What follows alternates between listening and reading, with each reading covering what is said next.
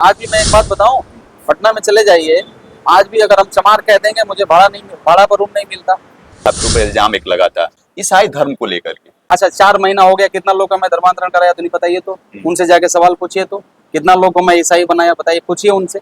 अरे मैं खुद चमार हूँ भाई, मैं यहीं पैदा हुआ, यहीं का मिट्टी का बेटा हूँ, ऐसी मिट्टी का लाल हुआ। मेरे बाप दादा परदादा यहीं पैदा हुए हैं। मेरे पिताजी 5 साल की उम्र में अनाथ हो गए थे। मेरा गाँव तराव है, चमार जाति में मैं पैदा हुआ, यही तो मेरा प्रमाण है भाई। अब कौन सा मैं प्रमाण दूं? देखिए ये दलित क्षेत्र के लिए रिजर्व सीट है तो उनका तो उत्थान होना चाहिए। इंटेंशन यही था इसको रिजर्व करने का कि इनका विकास हो सके, लेकिन जैसा होना चाहिए आज आजादी के 65-70 साल बाद भी नहीं हुआ। हमारे कांग्रेस सरकार में विकास हुआ, उत्थान हुआ।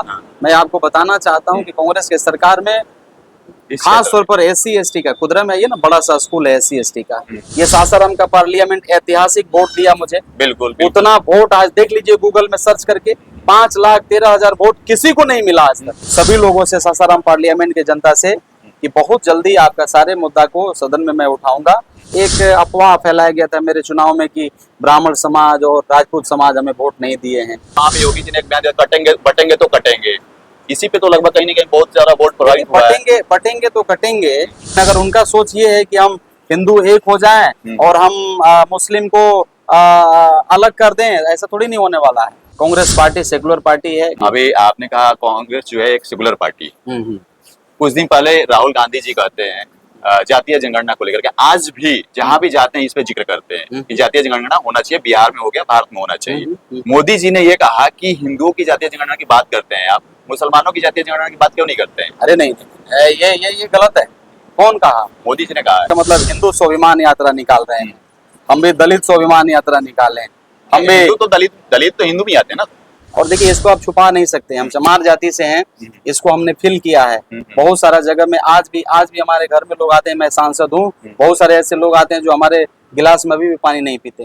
हम जाति इधर करो उधर करो, इससे लोग थक चुका है। अब लोगों को रोजगार चाहिए, आप लोगों का विकास का मुद्दा पर बात करना होगा। आप लोगों को, किसान को अब उसका जो नई पार्टी बिहार में ये जन स्वराज, उसको कैसे देखते हैं? जब मैं चुनाव लड़ रहा था तो लोगों का मांग यही था कि बेटा थोड़ा विकास का काम कम बेसी हो, लेकिन आप जनता के बीच में रहना। मुझे किस बातों का परवाह नहीं है कि कौन मुझे गोली मारेगा, क्या करेगा, नहीं। मेरा जनाजा भी अगर इस समाज का बीच से उठ जाए तो मैं खुश होके मरने के लिए तैयार हूँ। लेकिन फिलहाल हमारे साथ हैं सासाराम संसदीय क्षेत्र के सांसद माननीय मनोज जी। इससे पहले मैं आपसे ये जानना चाहूंगा कि अपने थोड़ी कैरियर के बारे में, जो आपकी राजनीतिक शुरुआत होती है, अभी रिसेंटली 16-17 में शुरुआत होती है, इससे पहले आपकी माताजी थी, काफी कांग्रेसी रही है, शुरू से ही रही है, तो थोड़ा इसके बारे में, क्योंकि काफी कुछ युवा भी हैं, तो उन युवाओं के लिए क्या कहेंगे? देखिए सबसे पहले तो मैं आपके चैनल को धन्यवाद देना चाहता हूँ। पहला बार मेरा मुलाकात है आपसे। राइट। मुझे बड़ी खुशी हो रही है। आपके चैनल के माध्यम से जो लोग भी मेरे आवाज़ को सुन रहे हैं उन सभी को भी मैं धन्यवाद देना चाहूँगा। जैसा कि आपने सवाल किया कि आप बहुत जल्दी 16-17 में अपना पॉलिटिक्स को शुरू किया। एग्जैक्टली। मैं आपको बताना चाहता हूँ कि मैं एक गरीब घर से आया हूँ, दलित समाज से मैं आता हूँ। और उस समय एक कहानी, छोटा सा मैं अपने कैरियर के बारे में बताऊंगा। जब मैं छोटा हुआ करता था तो मेरे पिताजी बहुत बार मुखिया और BDO के पास में गए और वे एक ही चीज़ मांगते थे। उनका एक ही चीज़ मांग था कि मेरा बेटा पढ़ता है और साहब एक कॉलोनी मिल जाए, इंदिरा आवास मिल जाए, तो मेरा बेटा का किताब जो बरसात में भीग जाता है वो नहीं भीगेगा। तो मेरे पिताजी आजीवन BDO मुखिया के पास जाते रह गए, लेकिन उनको आजीवन लोगों ने कॉलोनी नहीं दिया, आजीवन वृद्धा पेंशन नहीं मिला, आजीवन उनको राशन कार्ड में नाम नहीं जुड़ा। तो कहने का मतलब ये दुर्भाग्य था। मेरे पिताजी 2014 में उनका डेथ हो गया, इस दुनिया से चले गए, लेकिन दुर्भाग्य था। एक बार बड़ा भरोसा हो गया मेरे पिताजी को, मुखिया जी एक बार कह दिए कि फलाना सुन, पूरा ज्ञान का पर जरूर मिली कॉलोनी। तो मेरे पिताजी को बहुत खुशी हुआ था उस दिन जब ये बात मुखिया जी बोले थे। तो उनको लगा कि अब मेरा घर बन जाएगा और मेरा बेटा की किताब जो भिजता है वो नहीं भेजेगा। फाइनली उस बार भी लोगों ने लिस्ट से नाम काट दिया। आज भी मुझे याद है कि मेरे पिताजी मेरे कंधे पर रह करके, ये कब की बात है जब मुखिया जी ने कहा कि मिल जाएगा और नाम काट दिया गया? 90 का बात है, लगभग 30 साल पहले का बात है। 30 साल, लगभग 30 साल 32 साल पहले की कहानी है। तो उस समय मेरे पिताजी, उस समय हम लोग छोटे छोटे थे, हम पढ़ रहे थे सरकारी स्कूल में, विद्यालय में। तो मेरे पिताजी बड़ा निराश हो गए थे। उस समय लोगों ने नाम काट दिया। तो आज भी मुझे याद है, मेरे पिताजी ने कहा कि मुझसे कहा था कि बेटा अब मैं कभी बीडीओ और मुखिया के पास नहीं नहीं जाऊंगा, जाऊंगा। मर जाऊंगा, मैं नहीं जाऊंगा, तुझे पढ़ना होगा। 12 घंटा अभी मैं काम करता हूँ, जरूरत पड़ा 24 घंटा काम करूंगा, लेकिन बेटा मेरा तकदीर और तस्वीर तुम ही है, अब तेरे ऊपर मैं भरोसा करता हूँ, तुझे ही कुछ करना होगा। तो हम वहां से उठ करके आए हैं। आपको मैं बताना चाहता हूँ जानकारी के लिए कि रोहतास जिला का चेयरमैन हमारी छोटे भाई के वाइफ हमारी बउआ है जिला परिषद की, और इस ब्लॉक में, जिस ब्लॉक में आप बैठे हैं, उस ब्लॉक का ब्लॉक प्रमुख भी हमारे बड़े भाई। एक बार हम लोग कभी खाना खा रहे थे बैठ के, तो हमारी बउआ बताने लगी कि भैया हम बहुत सारा लगभग 30-33 हजार कॉलोनी देने का हम लोगों ने काम किया है रोहतास जिला में। हमारे भाई साहब बोले कि हम भी 2200 कॉलोनी देने का काम किए हैं। तो उस दिन मुझे याद आ गई मेरे पिताजी का बात कि हम उसी बाप के बेटे हैं जिस बाप ने एक कॉलोनी के लिए, इंदिरावास के लिए तरसे, लेकिन उनको नहीं मिला। तो उस जगह से संघर्ष करके मैं यहाँ तक आया हूँ। मैं गरीब का बेटा हूँ। जब चुनाव चल रहा था तो आपने देखा किस प्रकार से मेरे नाम को उछाला गया, मनोज राम ये है वो है, बहुत बहुत सारा ब्लेम लगाया गया। मैं भी सोच रहा था कि यार इतना ब्लेम मेरे ऊपर क्यों लगाया जाए। तो मैं सोचा, तो विचार किया, तो यही पता चला कि मैं एक गरीब बाप का बेटा हूँ। यदि मैं भी किसी माफिया का बेटा होता, डीएम का बेटा होता, बड़े बैनर मेरे पीछे होते, तो ये लोग इतने प्रेशर नहीं झेलने पड़ते, आरोप नहीं लगाते, आरोप लगाने वाले डरते। मैं एक मजदूर का बेटा था, मैं एक अनाथ बाप का बेटा था, लेकिन फिर भी मैं सासाराम पार्लियामेंट का जनता जो मेरे लिए भगवान है, मैं उसको आभार व्यक्त करना चाहता हूँ। सासाराम का पार्लियामेंट का जनता ने मुझे लोकसभा जैसे सदन में भेजने का काम किया, और मैं वादा किया हूँ कि जब तक जिंदा रहूंगा सासाराम पार्लियामेंट के सभी जाति, सभी धर्म, इवन जाति धर्म से ऊपर उठ करके मैं काम करूंगा, और विकास का जो मुद्दा है उसके ऊपर मैं काम करूंगा। क्या लगता है अब जीतने के बाद जो इस क्षेत्र का जो अब विकास नहीं हो पाया है आज तक, अगर हम बात करें तो 1952 से लेकर के अभी तक 8 बार यहाँ पे बाबू जगजीवन राम जी सांसद रह चुके हैं कांग्रेस के, 5 बार यहाँ पे मीरा कुमार जी सांसद रह चुकी है, करीब करीब 65 साल से यहाँ पे सांसद रह चुके हैं कांग्रेस पार्टी की तरफ से। फिर भी आज इस क्षेत्र की अगर हम बात करें, जो दलित वर्ग है उनका वैसा जैसा विकास होना चाहिए नहीं हो पाया, इसके लिए जिम्मेदार कौन है? देखिए, मैं एक बात बताना चाहता हूँ, आप जो कह रहे हैं दलित वर्गों का विकास नहीं हुआ, जो भी मेरे पीछे सांसद थे सब हमारे गार्जियन थे, हम उनके ऊपर में सवाल नहीं उठाना चाहते हैं। बाबू जगजीवन राम जी भी हमारे आदर्श थे, वो हमारे महापुरुष थे। माननीय बहन मीरा कुमार के आशीर्वाद से मुझे सीट मिला, मैं जीता। मैं किसी के ऊपर सवाल नहीं उठाना चाहता हूँ, और अब ऐसा नहीं कह सकते कि गरीबों का यहाँ उत्थान नहीं हुआ। जैसा आपने बात किया कि समाज का विकास तो हुआ है दलित वर्ग का, लेकिन मैं मानता हूं कि इस क्षेत्र में मैं काफी जगह गया, अभी कल मैं रामगढ़ से होकर के आ रहा हूं, वहां पे मांझी समुदाय से लोगों से मैं मिला। आज भी उनके पास बिजली नहीं है, पानी नहीं है, गैस, जिस बात की मोदी जी बात करते हैं कि हम उज्ज्वला योजना के तहत गैस सिलेंडर दे रहे हैं सबको, धुआं नहीं लगना चाहिए आंखों में, आज वो झोपड़े में खाना बना रहे हैं, उनको बच्चों को स्कूल जाने के लिए कोई संसाधन नहीं है। आप देखेंगे तो देखने लायक वहां जाने की स्थिति में भी नहीं है, इतनी बदबू आ रही है उस जगह से। नहीं, इस बातों को मैं सर एक सेकंड, मैं उसी की बात नहीं कर रहा हूँ, यहाँ और भी क्षेत्र हैं आपके जाना माना, यही पास में जगवलिया की जिक्र मैं इसलिए कर रहा हूँ कि मैं जगवलिया से भी होकर आ रहा हूँ। वहाँ एक स्कूल है, वहाँ का मैं कई बार अपने मुद्दे में उठाया हूँ कि वहाँ एक तालाब है, स्कूल के सामने बच्चे मछली पकड़ते हैं।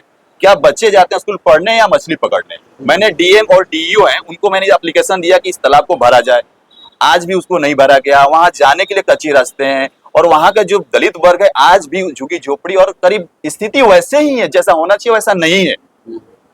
एक एग्जाम्पल है, ऐसे बहुत सारे इस क्षेत्र में ऐसे हैं जो कि दलित क्षेत्र के लिए रिजर्व सीट है, तो उनका तो उत्थान होना चाहिए। इंटेंशन यही था इसको रिजर्व करने का, तो इनका विकास हो सके, लेकिन जैसा होना चाहिए आज आजादी के 65-70 साल बाद भी नहीं हुआ। तो मैं यही जानना चाहूँ, मुझे दर्द होता है जब मैं देखता हूँ कि ये वर्ग अभी भी उसी स्थिति में है, तो इसके लिए हम कैसे किसको जिम्मेदार ना माने? इसके लिए मैं आपको एक चीज और बताना चाहता हूँ कि देखिए 10 साल जो हमारी कांग्रेस पार्टी का जो सरकार नहीं था, उसमें हमारा पार्लियामेंट यहाँ से लेके सदन तक अपेक्षित रह गया, किसी प्रकार का कोई सुविधा नहीं मिला।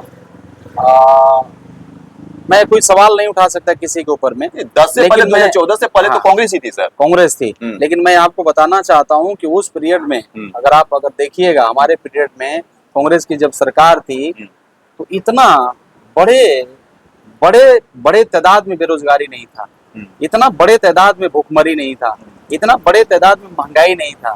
अगर आप पूछिएगा 2014 से पहले तो सब्जी का क्या दाम था, आलू का देख लीजिए, चावल जो खरीदते हैं सर, उसका क्या दाम ये था। थोड़ा पॉलिटिकल मुद्दा हो गया। हम पॉलिटिकल मुद्दा पे इन्फ्लेशन की मैंने बात ही नहीं, नहीं की। विकास और- हुआ है भाई, हमारे कांग्रेस सरकार में विकास हुआ, उत्थान हुआ। हाँ। मैं आपको बताना चाहता हूँ कि कांग्रेस के सरकार में इस खास क्षेत्र तौर पर एससी एसटी का, कुदरा में आइए ना, बड़ा सा स्कूल है एससी एसटी का, में। बड़ा सा स्कूल है, आप देख सकते हैं। और सामने में है वैसा स्कूल। मुझे नहीं लग रहा है कि जब हम लोग पढ़ रहे थे, इसी का मैं भी विद्यार्थी रहा हूँ, उस समय कोई विद्यालय होगा जिला में। और बाबू जगजीवन, मैं भी अभी अभी अधौरा में वो एकलव्य विद्यालय का अभी 20 करोड़ का वो कुछ बजट है उसका, बड़ा सा विद्यालय मैं भी बनवा रहा हूँ। तो ऐसा नहीं, उत्थान हुआ था बाबू जगजीवन राम जी के समय में, और माननीय बहन जी भी बहुत सारा उत्थान की थी। और करमचट बांध डैम बना, बहुत सारा सुविधा हुआ। लेकिन ये जो 10 साल में हम बहुत सारे बातों में पिछड़ गए। अब मैं आपको वादा करना चाहता हूँ कि आने वाला दिन में, जैसे आने वाला दिन है, इन सारे दिनों में मैं वादा किया हूँ, मैं वचन दिया हूँ कि सभी लोगों से, सासाराम पार्लियामेंट के जनता से, कि बहुत जल्दी आपका सारे मुद्दा को सदन में मैं उठाऊंगा, और आपके विकास का जो मार्ग रुक गया था उसको मैं जोड़ने का काम करूंगा, आगे बढ़ाने का काम करूंगा। तो आप निश्चिंत रहिए, अब दलितों का उत्थान होगा सासाराम में। और खास तौर पर मैं ये बताना चाहता हूँ कि जो मुख्य धारा से नहीं जुड़े हैं, उन सभी लोगों को मैं मुख्य धारा से जोड़ने का काम करूंगा। तो बहुत जल्दी होगा। अभी देखिए, पहले क्या था ना, पहले सच्चाई को छुपाया नहीं जा सकता था। बाबा साहब के जीवन को पढ़ेंगे तो उस समय में हम लोग का स्कूल में जाने का प्रवेश करने का इजाजत ही नहीं। पहले की परिस्थितियां बिल्कुल अलग थी। आज से 30 साल 20 साल पहले वही परिस्थिति था हमारे यहाँ भी। हमें भी, हमारे बच्चियों को, हम लोगों को स्कूल जाने में बड़ा कठिनाई थी। आज भी मैं एक बात बताऊं, पटना में चले जाइए, आज भी अगर हम चमार कह देंगे, मुझे भाड़ा पर रूम नहीं मिलता।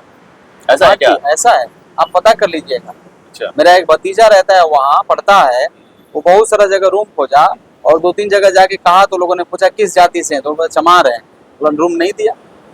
आज भी है पटना में, आप पता करिए, अंदरूनी पता करिए, इंटरनली। तो 21वीं सदी चल रहा है, उसमें अभी भी हम अपेक्षित हैं। छोड़िए ना, आप नहीं जानते हैं, माननीय मुख्यमंत्री जब हमारे जीतन राम मांझी थे, जब वो मंदिर में गए तो उस मंदिर को जैसे निकले तो उसको धोया गया। आज भी आप राजस्थान का आप कहानी पढ़े होंगे, एक बच्चा को हांडी में पानी रखा गया था, पीने से उसको मार गया, उसको मर्डर कर दिया गया। सर, अभी मोदी जी मदन मोहन मालवीय जी का मूर्ति पे माल्यार्पण किए थे, तो उसमें कांग्रेस पार्टी ने उसको धोया था। देखिए, ये पॉलिटिकल स्टैंड हो गया। लेकिन आपने जो कहा पटना का घटना, वो हम बिल्कुल उस पर रिसर्च करेंगे, और वैसा होना नहीं चाहिए आज के समाज में। आप रिसर्च करिए, बिल्कुल, और आप खुद जाइए, ये सब मत लीजिए अपना मीडिया वाला, और आप बोलिए कि हम चमार हैं। बहुत सारे लोग नहीं देगा। मैं कह रहा हूँ इस तरह से समाज में, मैं इसी के लिए आवाज उठाता हूँ। यही नहीं, वही नहीं, अभी बहुत सारा ऐसा जगह है जहाँ लोग घर नहीं देता है। ऐसा नहीं होना चाहिए, बिल्कुल गलत चीज है, एकदम गलत है, एकदम गलत है, ऐसा नहीं होना चाहिए। यहाँ पे पिछले 10 साल से बीजेपी के सांसद थे शरीफ पासवान जी, तो मैं उनसे भी ये सवाल करता हूँ, क्योंकि वो भी इसी वर्ग से आते हैं, और उनकी भी दायित्व यही थी कि इनका उत्थान हो। उनसे भी नहीं हुआ। बीजेपी के 10 साल यहाँ सांसद रहे, उनसे भी वो नहीं हो पाया। पिछले 65 साल से भी कांग्रेस थी, नहीं हो पाया। इसलिए मैं आपसे लोग नई उम्मीद लगाए बैठे हैं, क्योंकि आप हर वर्ग को लेकर साथ चलने वाले लगते हैं, और आपकी बातों से भी लगता है। अभी कुछ देर पहले मैं आपके ऑफिस में बैठा था, तो आप लोगों की शिकायतें सुन रहे थे, तो उसमें आप एक न्यूट्रल पक्ष रखा आपने। हाँ, वो मेरे समाज से थे। एग्जैक्टली, मेरे समाज से मैंने उन्हें कहा कि जहाँ मैं वचन दे दिया हूँ, एग्जैक्टली, तो उसके बदले मैंने जमीन दिलवा दिया। अगर उस जमीन में आप कहिएगा कि जा करके कोई हम काम करें, तो हम नहीं कर सकते। यही चीज मुझे भी बहुत अच्छी लगी, और इस तरह से न्यूट्रल स्टैंड तो कहीं ना कहीं लोगों की उम्मीद है आपसे। एक और बात सर कही आपने स्टार्टिंग में, कि जब आप प्रचार के लिए जा रहे थे नॉमिनेशन करने के बाद, या नॉमिनेशन के टाइम में, आई थिंक आपके ऊपर इल्जाम एक लगा था, और भी बहुत सारे लगे थे ईसाई धर्म को लेकर के। छोड़िए, इसमें कितनी सच्चाई है? देखिए, मैं आपको बता रहा हूँ, आपके क्षेत्र के लोग जानना चाहते हैं, उनको पता नहीं है। चमार जाति से मैं हूँ। मैं यीशु मसीह को भी पसंद करता हूँ, गुरु नानक जी को भी पसंद करता हूँ। मैं आपको बताऊं, हमारे बगल में मिशन है, तो जब हम लोग छोटे छोटे थे तो मिशन के लोग बहुत हम लोगों से प्यार करते थे, मोहब्बत करते थे, खाना देते थे, पढ़ाते थे। तो मिशन के स्कूल से भी हम लोग का बड़ा डेवलप हुआ। तो हम मोहब्बत करते हैं यीशु मसीह से, मोहब्बत करते हैं गुरु नानक जी से। हम आपको बताना चाहते हैं कि हम दलित जाति से, हम चमार जाति से, हमें जाति धर्म में हम नहीं जाना चाहते। लोग हमें क्या कहेंगे उससे भी मुझे कोई फिक्र नहीं है, कोई परवाह नहीं है। लेकिन जो जाति धर्म का बात चुनाव में उठाए, वो क्या हो गए आप देखिए, उनका क्या हुआ, क्या हश्र हुआ। इसी सासाराम पार्लियामेंट में लोगों ने मुझे कहा कि ये धर्म को मानता है, ये कराएगा, वो कराएगा, धर्मांतरण कराएगा, ऐसे वैसे करेगा, वैसे करेगा। अच्छा, 4 महीना हो गया, कितना लोग का मैं धर्मांतरण कराया तो नहीं पता। ये तो उनसे जाके सवाल पूछिए, तो कितना लोगों को मैं ईसाई बनाया बताइए, पूछिए उनसे। अरे मैं खुद चमार हूँ भाई, मैं खुद चमार हूँ, मैं दलित वर्ग से आता हूँ, मैं एससी समाज से आता हूँ, और मैं आजीवन चमार रहूंगा, आजीवन एससी समाज में रहूंगा। देखिए, और सभी जाति, सभी धर्म और सभी संप्रदाय का मैं तो मानना चाहिए सर। देखिए, मैं एक मैं बात मैं आपको बताना, ये भारत देश जो है ना, लोकतंत्र का देश है। बिल्कुल यहाँ जनता को फ्रीडम है, बिल्कुल जिधर जीना चाहता है जिएगा, बिल्कुल उसमें हमारा कोई सवाल नहीं है। जिसको जहाँ पसंद आता है वहाँ जाए, वहाँ रहे, बिल्कुल, वहाँ बिल्कुल, खाए। बिल्कुल, बिल्कुल। मुझे कोई मतलब नहीं है जाति धर्म से। मैं दलित समाज से आता हूँ, मैं एससी समाज से आता हूँ, मेरा उपवर्ग उपजाति चमार है, मैं उसी में आजीवन रहूंगा, उसी में मरूंगा और वही रहना चाहता हूँ। देखिए, मैं हमारी नाम तो हमेशा बदलती रहती है ना। हमें कुछ दिन पहले दलित कहा गया, अब एक नया नाम आदरणीय माननीय मुख्यमंत्री जी महादलित दे दिए। अब आने वाला दिन में पहले मुझे शूद्र कहा जाता था, राक्षस कहा जाता था। तो ये सारा नाम तो हम लोग को मिलते रहता है। तो एक और नाम मिला इस चुनाव में मुझे, धर्मांतरण कराने वाला, तो वो भी एक नाम हो गया। तो उससे मुझे कोई परवाह नहीं है। जाति धर्म धर्मांतरण ये वो से मतलब नहीं है। मैं जनता के लिए काम करूंगा। काम से मैं मतलब हाँ है। काम का, देखिए मैं केवल मन का बात नहीं करूंगा, मैं काम का बात करूंगा। अच्छा ये बताइए, जो जाति धर्म का बात की उनका क्या असर हुआ? ये सासाराम का पार्लियामेंट ऐतिहासिक वोट दिया मुझे। बिल्कुल बिल्कुल। उतना वोट आज देख लीजिए गूगल में सर्च करके, 5,13,000 वोट किसी को नहीं मिला आज तक। तो आपको ये लगता है सर? जाति धर्म करने वालों का क्या हश्र हुआ? यही जनता तो हश्र बिल्कुल, वो तो जनता के हाथ में है वो चीज। जनता का हाथ में है। मैं यहीं पैदा हुआ, यहीं का मिट्टी का बेटा हूँ, इसी मिट्टी का लाल हुआ। मेरे बाप दादा परदादा यहीं पैदा हुए हैं। मेरे पिताजी 5 साल की उम्र में अनाथ हो गए थे। मेरा गांव तराव है, चमार जाति में मैं पैदा हुआ। यही तो मेरा प्रमाण है भाई। अब कौन सा मैं प्रमाण दूं? मैं कोई कहने का मतलब, जहां से मैं आया हूँ आप जाके पता कर सकते हैं इजिली मैं कौन हूँ। ये महज एक बीजेपी का कहीं ना कहीं अफवाह था कि लोगों को गुमराह किया जाए, वोटों को प्रभावित किया जाए, और इसके लिए उस समय इसी का मिसयूज किया गया। बहुत दिन जाति धर्म नहीं चलेगा, बहुत दिन जाति धर्म नहीं चलेगा। जनता अब मूर्ख नहीं रहा। जनता को पता चल गया। अब जो हमारे हजारों बच्चे पढ़ करके रोड पे घूम रहे हैं, उनको रोजगार चाहिए। आप बहुत दिन तक बहला नहीं सर, अभी हरियाणा में चुनाव हुआ है, वहाँ पे योगी जी ने एक बयान दिया, कटेंगे बटेंगे तो कटेंगे। इसी पे तो लगभग कहीं ना कहीं बहुत ज्यादा वोट प्रभावित हुआ है। बटेंगे तो कटेंगे। हम आपको बताना चाहते हैं, इसको जाति धर्म से मत जोड़िए। अगर वो जाति धर्म से जोड़ रहे हैं तो वो गलत बात है। हम भारत के कॉन्टेक्स्ट में भी एक हो सकते हैं। हमारा देश है, उसके लिए भी हम एक हो सकते हैं। हम केवल हिंदू मुस्लिम करके बटेंगे कटेंगे नहीं कर सकते। उनका तो हम भारतीय हैं, तो यही है ना, हम भारत के देश के नागरिक हैं, हम उसमें भी एक हो सकते हैं। लेकिन अगर उनका सोच ये है कि हम हिंदू एक हो जाएं और हम मुस्लिम को अलग कर दें, ऐसा थोड़ी नहीं होने वाला है। हम हिंदू मुस्लिम सिख ईसाई, हमारे महात्मा गांधी जी बाबा साहब ने सबको श्रेय दिया यहाँ रहने के लिए। हिंदू मुस्लिम सिख ईसाई आपस में सब भाई भाई। आज भी हम मुस्लिम हमारे घर में आते हैं, आज भी हमारा वो खाना खाते हैं, उनका खाना हम खाते हैं। आज हम भी उनके सुख दुख में जाते हैं, वो भी हमारे सुख दुख में आते हैं। हम तो सब साथ हैं। नहीं वो तो है, लेकिन कुछ लव जिहाद और भी बहुत सारे ऐसे केसेस आते हैं, तो देखिए ये काम उनका है। कांग्रेस पार्टी सेकुलर पार्टी है। कांग्रेस पार्टी सबको लेके चलता है। हमारे आदरणीय माननीय राहुल गांधी जी हमारे नेता है, उन्होंने कहा था कि भारत में नफरत का जो बाजार फैला है उसमें हम प्रेम का दुकान खोलने चले हैं। तो जो कर रहा है जाति धर्म करने दीजिए, हमें जाति धर्म में नहीं जाना। हमें उसमें उलझाइए मत, उसका सवाल ही नहीं करिए। विकास का सवाल पूछिए, मैं उसके ऊपर में जवाब दूंगा। सर विकास पे भी आता था, मैं स्टार्टिंग में आपको विकास से ही सवाल किया था। अभी आपने कहा कांग्रेस जो है एक सेकुलर पार्टी, कुछ दिन पहले राहुल गांधी जी कहते हैं जातीय जनगणना को लेकर के, आज भी जहां भी जाते हैं इस पे जिक्र करते हैं कि जातीय जनगणना होना चाहिए, बिहार में हो गया, भारत में होना चाहिए। मोदी जी ने ये कहा कि हिंदुओं की जातीय जनगणना की बात करते हैं आप, मुसलमानों की जातीय जनगणना की बात क्यों नहीं करते हैं? अरे नहीं, ये गलत है। कौन कहा? मोदी जी ने कहा है। नहीं, हमारे माननीय नेता माननीय राहुल गांधी जी ने सदन में ताली ठोक करके उन्होंने कहा, सभी को संदेश दिया कि इसी सदन में हम कास्ट कैंसेस कराएंगे। कास्ट कैंसेस का मतलब ये नहीं कि भारत के सभी जाति सभी धर्म जो भी लोग जहाँ रहते हैं सबका अच्छा बिहार में माननीय हमारे नीतीश जी कास्ट कैंसेस कराया, उसमें मुसलमानों का जनगणना नहीं हुआ। आप देख लीजिए, जितने मीडिया में प्रकाशित हुआ केवल और केवल हिंदुओं के वर्ग को बताया गया, इतना ये सारी हुए हैं। अगर ये आपको जिक्र नहीं किया गया मुसलमानों की जातियों का।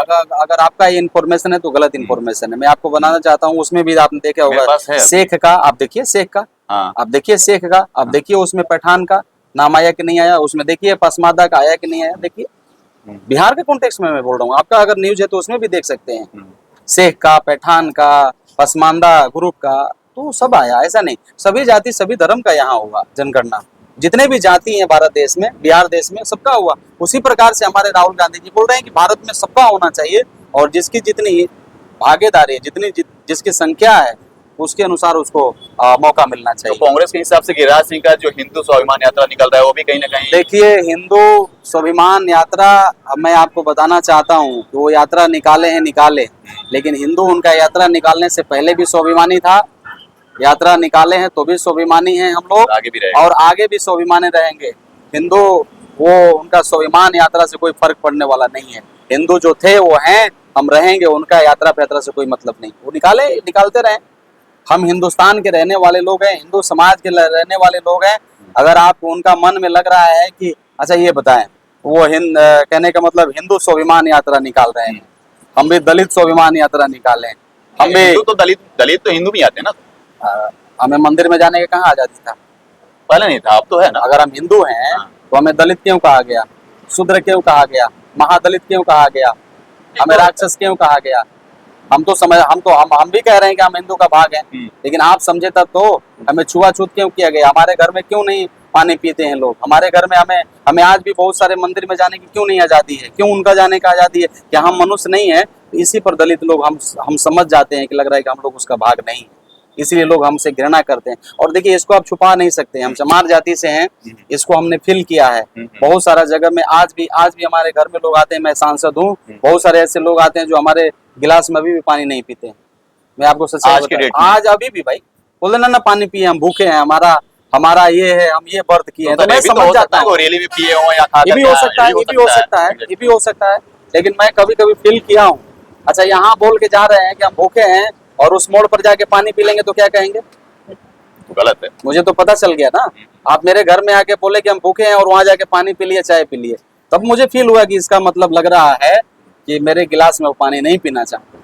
ये समझ नहीं, ये तो गलत है और ऐसा मैसेज नहीं जाना चाहिए समाज मैं यही बोल रहा हूँ, इसलिए सब मिलकर रहना चाहिए समाज, इसलिए मैं बोल रहा हूँ। तो देखिए, मैं किसी के ऊपर मैं ये नहीं, मैं सभी जाति, सभी धर्म और सभी संप्रदाय को लाइक करता हूँ, लेकिन कुछ देखिए, मेरे बहुत सारे मित्र हैं ब्राह्मण समाज में जो हम लोग साथ में बैठ के खाना खाते हैं। बहुत सारे मित्र हैं हमारे राजपूत समाज में, भूमिहार समाज में, जो हमारे पास आते हैं, हमारे सुख दुख में होते हैं, उनके घर हम खाना खाते हैं, हमारे घर वो खाना खाते हैं। लेकिन आज भी कुछ असामाजिक तत्व, कुछ लोग ऐसे लोग हैं जो धर्म जाति से जकड़े हुए हैं, उनको बाहर निकलना चाहिए। मेरा संदेश आपके चैनल के माध्यम से। एक छोटा सा और आखिरी सवाल है, 2025 का जो विधानसभा चुनाव होने वाला है बिहार में, इस पे क्या आपकी राय है और क्या लग रहा है? हम जीतेंगे, महागठबंधन की बात, हम लोग जीतेंगे, महागठबंधन इस बार सरकार बनाएगा।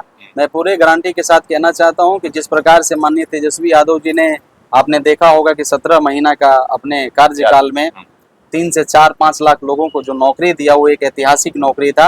रोजगार, जो बेरोजगार हमारे भाई थे उनको एक रोजगार मिला बड़े तादाद में, और वही कार्य हम लोग को जैसे 2025 में आते हैं फिर से हम लोग शुरू करेंगे बड़े लेवल में। और किसानों के लिए हम लोग काम करेंगे, हम लोग स्वास्थ्य के लिए काम करेंगे, शिक्षा के लिए काम करेंगे, जो शिक्षा बदहाली है, जो स्वास्थ्य बदहाली, हम सब चीजों के ऊपर में हम लोग काम करेंगे। और आने वाला दिन में 2025 में हमारे सरकार बनेगा, और सरकारी नहीं बनेगा, आप देखिएगा, जनता का मांग है, जन जन का मांग है। अब लोग उब चुका है, लोग थक गया है इन लोगों से, ये धर्म जाति इधर करो उधर करो, इससे लोग थक चुका है। अब लोगों को रोजगार चाहिए, आप लोगों का विकास का मुद्दा पर बात करना होगा, आप लोगों को, किसान को अब उसका जो MSP है वो मिलने की बात कर रहे हैं किसान। अब जाति धर्म से सब ऊपर उठ गया, अब जाति धर्म कितना दिन तक चलेगा? 10 साल करके आपने राज किया, अब उससे ज्यादा नहीं चलने वाला। एक नई पार्टी बिहार में, ये जन सुराज, उसको कैसे देखते हैं? कहीं प्रभावित करेगी? देखिए, पार्टी तो लोकतंत्र में आपका भी अधिकार है, कल आप अपना पार्टी भी शुरू कर सकते हैं, हम भी कर सकते हैं, ये भी सबका अधिकार है। मेरा कोई हक नहीं बनता उनके ऊपर सवाल। भीड़ अच्छी खासी जुट रही है, रिस्पॉन्स कहीं ना कहीं देखने को मिल रहा है। भीड़, अच्छा ये बताइए, भीड़ आपने गुजरात का एक नेता पटेल समाज से थे, बिल्कुल थे, वो उनका भी मैं देखा था कि भीड़ उनका जहाँ जाते थे 5-5 लाख जुटता था। वहीं एक जिग्नेश मेवाड़ी भी थे, वो भी जहाँ जाते थे बहुत भीड़। लेकिन ये सब नाम सब लुप्त हो गए, आप देख रहे हैं ना, खत्म हो गई नाम। हार्दिक पटेल उनका नाम था। तो कहने का मतलब भीड़ तो कहीं भी जुट जाता है। अरे ये बाबा जी लोग जाते हैं, नहीं देखते हैं, बहुत बड़ा भीड़ जुटता है, बहुत सारे बाबा आते हैं। अपने पटना में देखा, वो कौन बाबा है, धीरेन्द्र शास्त्री ना, आए थे, पूरा पटना जाम हो गया था। तो क्या वो पार्टी थोड़ी नहीं बना लिए थे? तो भीड़ जुटता है, लेकिन ये भीड़ जुटने का मतलब ये नहीं कि वोट में कन्वर्ट हो गया। वोट है जहाँ है, भीड़ तो आपने देखा, हमारे चुनाव में भी भीड़ जुट रहा था, लेकिन वोट तो मुझे ही ज्यादा मिला। नहीं, बिल्कुल। बाकी अगर हम बात करें तो आपके आने से लोगों की उम्मीद जो आपसे जगी है वो पूरा होगा? देखिए मैं काफी उम्मीदें लगाए बैठे हैं पिछले कई सालों से जो काम कर विकास रहा की हूँ। बात है। मैं आपको बताऊँ, रात में 3-4 बजे आया हूँ, फिर मैं निकल रहा हूँ, फिर 12-1 बजे रात में आऊंगा। तो मैं जब मेरा प्रयास यही है, लोगों का मांग था, जब मैं चुनाव लड़ रहा था तो लोगों का मांग यही था कि बेटा थोड़ा विकास का काम कम बेसी हो, लेकिन आप जनता के बीच में रहना, हम लोगों का जब भी फोन उन जाए तो उठाते रहना, हमारे सुख दुख में रहना। तो मैं ये वचन दिया हूँ कि सभी के साथ में मैं रहूंगा और सबको लेके मैं आगे बढ़ता हूँ, सभी जाति, सभी धर्म, सभी। एक एक एक अफवाह फैलाया गया था मेरे चुनाव में कि ब्राह्मण समाज और राजपूत समाज हमें वोट नहीं दिए हैं, लेकिन इस बातों में दम नहीं है। हमें राजपूत समाज का भी वोट मिला, सबने दिया है। ब्राह्मण समाज के लोगों ने भी मुझे वोट दिया, भूमिहार समाज के लोगों ने भी मुझे वोट दिया, मुझे सभी समाज के लोगों ने वोट दिया। बिल्कुल। लेकिन कुछ लोग जो थे, जो भ्रामक फैलाए और बहुत सारा गलती को लोगों ने र्यूमर फैलाया, लेकिन अंततः मेरी जीत हुई और सासाराम पार्लियामेंट के जनता ने, सभी लोगों ने मिलकर के मुझे जिताया। एक एग्जाम्पल, एक उदाहरण फिक्स कर दिया कि आप जो भी कहना है, जो भी आरोप लगाना है लगाइए, लेकिन जनता के ऊपर कोई असर। देखिए आप मेरे साथ बात कर रहे हैं ना, हम लोग रह रहे हैं ना, मुझे आपके ऊपर कोई चोर आपको बना ले, लेकिन मेरा विश्वास कभी कोई नहीं तोड़ सकता, क्योंकि मैं आपको जानता हूं कि आप किस प्रकार के लोग हैं। यदि कोई आपके ऊपर गलत आरोप लगाता है, मैं नहीं मान सकता, क्योंकि हम आपके साथ रहे हैं ना, आपके सिद्धांत को जानते हैं। अगर लगा एक अनजाने व्यक्ति कह दे कि आप ये हैं वो हैं, तो हम कैसे मान लें। तो वही यहाँ मैं पैदा हुआ हूँ, रात दिन मैं यहाँ के लोगों के बीच में चलता हूँ, जनता को कोई भरमा नहीं सका। जनता को मालूम था कि मनोज राम चोर नहीं है, मनोज राम बदमाश नहीं है। मैं एक आपके चैनल के माध्यम से और कहना चाहता हूँ, किसी मोड़ पर अगर मुझे एक खिली खैनी भी खाते हुए कोई देख लेना, मुझे बता दे, मैं पॉलिटिक्स छोड़ दूंगा। मैं जनता के दिल को मैं जीता हूँ, बिल्कुल। और मैं जनता के लिए 24 आवर काम करता हूँ। मेरी मोबाइल हमेशा खुला रहती है, यही मेरा छोटा सा घर है, मैं यहीं रहता हूँ। कोई भी आता है मुझसे, मेरा दरवाजा हमेशा 24 आवर, 12 बजे रात में भी कोई आता है तो खुला रहता है, और मैं लोगों से मिलता हूँ। मुझे इस बातों का परवाह नहीं है कि कौन मुझे गोली मारेगा, क्या करेगा, नहीं। मेरा जनाजा भी अगर इस समाज का बीच से उठ जाए तो मैं खुश होके मरने के लिए तैयार हूँ, लेकिन मैं जनता का काम करते रहूंगा। बिल्कुल, समाज के लिए सदैव तत्पर हैं। तो ये हमारे साथ थे मनोज राम जी, और उन्होंने बताया हर एक टॉपिक्स पे। अगर हम बात करें यहाँ पे इस क्षेत्र के विकास को लेकर के, या दलितों के विकास को लेकर के, या अगर हम बात करें यहाँ की रोजगार क्रिएशन की बात की, या फिर और भी जो डेवलपमेंट कार्य करेंगे, उन्होंने इसके बारे में भी बताया। और आगे इन्होंने हर पॉइंट्स पे अगर हम बात करें, बटेंगे कटेंगे, या फिर जो भी लोगों के मन में सस्पेंस था कि क्या राय रखते हैं, या फिर जो गिरिराज सिंह ने यात्रा निकाली उससे भी इन्होंने राय रखी, और सारी प्रतिक्रिया आपने दी। आपको ये कैसा लगा जरूर आप कमेंट करके बताएं। तब तक हमारे साथ बने रहिए। जय हिंद, जय भारत। बहुत बहुत धन्यवाद सर।